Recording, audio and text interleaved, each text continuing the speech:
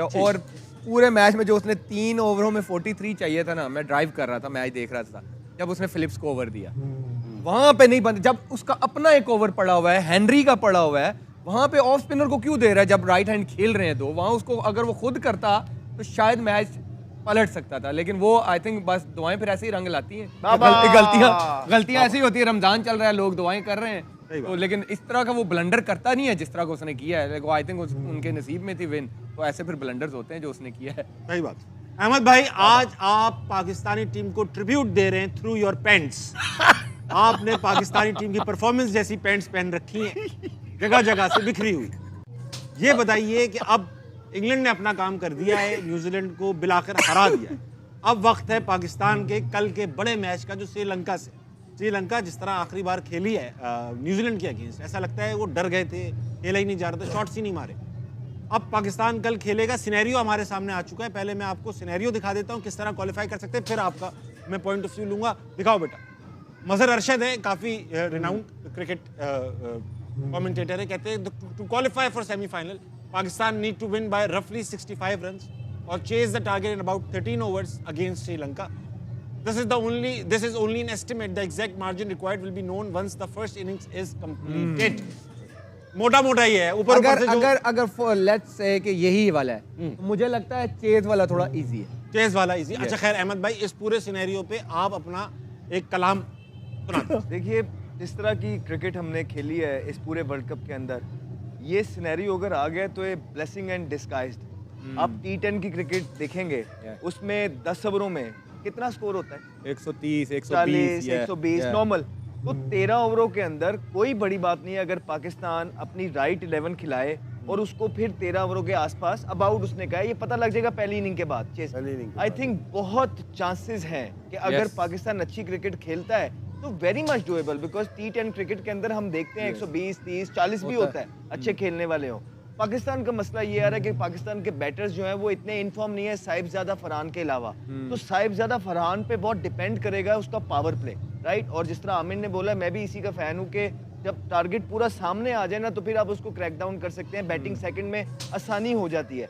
लेकिन 2 मैच हार के भी, इस तरह की गंदी क्रिकेट खेल के भी अगर ये सिनेरियो निकल रहा है ना आपका इफ्स एंड बट्स वाला, तो शुक्र अदा करें। बाबा की दुआएं काम आ गई, नहीं तो काम जो है ना बड़ा मुश्किल हो जाना था। राशिद भाई, अहमद भाई ने एक खास जुमला इस्तेमाल किया कि आपके ज्यादातर बैट्समैन आउट ऑफ फॉर्म हैं। सवाल पूछने वालों एक के अलावा आप मेरी सवाल सुनने दो, आप सवाल बड़ा करूंगा। ये कह रहे हैं आउट ऑफ फॉर्म, मैं आपसे ये पूछना चाहता हूँ, आया कि ये आउट ऑफ फॉर्म है या लैक ऑफ एबिलिटीज हैं? आउट ऑफ फॉर्म भी है, मतलब यानी लैक ऑफ एबिलिटी तो है ही। तमाम टीम के प्लेयर्स आउट ऑफ फॉर्म लग रहे थे, लेकिन उनके 2 प्लेयर्स ऐसा उठते थे। इंग्लैंड की मिसाल है, सॉल्ट और बटलर चल ही नहीं रहे, पूरा किचन नहीं चल रहा, बेंटन भी चल रहा, बैथल भी नहीं चल रहा था, फिर आके ब्रुक ने एक इनिंग जिताई, एक सॉल्ट ने की। एक प्लेयर आके परफॉर्म करता है।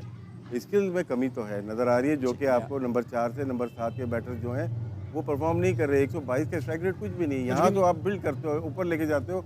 अच्छी टीम जो है न्यूजीलैंड, इंग्लैंड, साउथ अफ्रीका 155 से 160 तक है यहाँ पे, तो हम यहीं पे मैचेस मोस्टली हार रहे हैं और रन ज़्यादा भी हम यहीं दे रहे हैं। जो पार्ट टाइम बॉलर हैं जो भी है यहीं मार खाता है, लेकिन साहिबजादा फरहान एक ऐसा नज़र आ रहा है और ऊपर खेलता है आके अपना फ़खर जमान लीडिंग स्कोरर है। हमारे चांस है, और बात सही है कि अगर हम पहले उनको बैटिंग कराएं, टॉस जीतते हैं, तो आपके पास एक फर्स्ट इनिंग के बाद पता चलेगा कि क्या बैटिंग करें या बॉलिंग करें, कि किस तरह से मैच जीतना है, कितने रन से या कितने विकेटों से। ठीक है आमिर भाई, मुझे एक बात बताइए, आपको एक इंटरेस्टिंग फैक्ट बताऊं कि पावर प्ले में सबसे कम स्ट्राइक रेट या रन रेट पाकिस्तान का ही होता है, पुअर परफॉर्मेंस है, लेकिन पावर प्ले में बाउंड्रीज की परसेंटेज भी सबसे ज्यादा पाकिस्तान की है। वो फरहान के बाद सबसे ज्यादा बाउंड्री हमें मार रहे हैं, यानी इसका मतलब ये पावर प्ले में बुरा, यानी सिंगल डबल हम करते ही नहीं। अभी लास्ट मैच में जो हमारे खिलाफ इंग्लैंड ने खेला है, कितने डबल लिए उन्होंने? 15 के 16 21 डबल्स लिए उन्होंने, यानी कि 42 रन तो उन्होंने सिंगल डबल से बनाए, डबल से बनाए।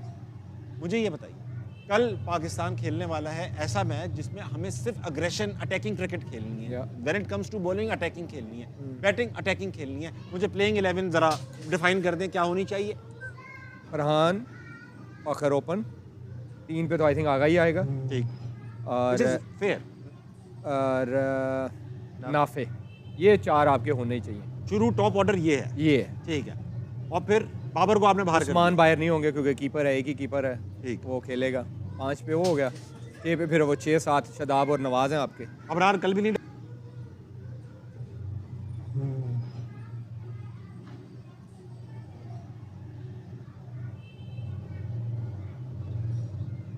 अगर पाकिस्तान को ये मैच जीतना है तो पाकिस्तान को अपनी जो नेचुरल गेम है उससे हट कर खेलना पड़ेगा, थोड़ा अग्रेसिव खेलना पड़ेगा, वरना दूसरी सूरत में पाकिस्तान इस गेम से बाहर ही है।